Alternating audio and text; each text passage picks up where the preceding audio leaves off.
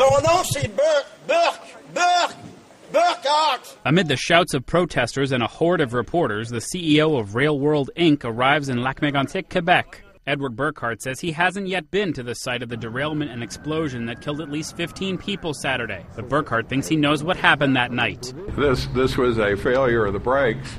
It's very questionable whether the brakes, the hand brakes, were properly applied on this train.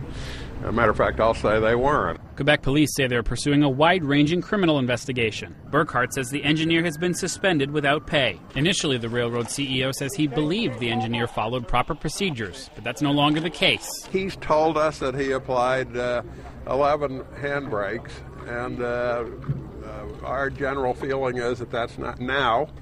That is not true. Investigators later took Burkhardt to a police station for an interview. Residents of Lac-Mégantic criticized the railway boss for staying in his Illinois office for several days after the crisis. I felt that I was better trying to deal with insurance companies, contractors, and the press from my office in Chicago rather than trying to do all of that on a cell phone in Mégantic. Burkhardt says the rest of the company's management team deployed immediately.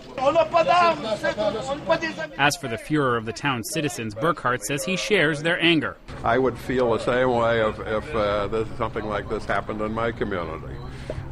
Beyond that, I don't know what to say. The railway boss promised an energetic response to the crisis.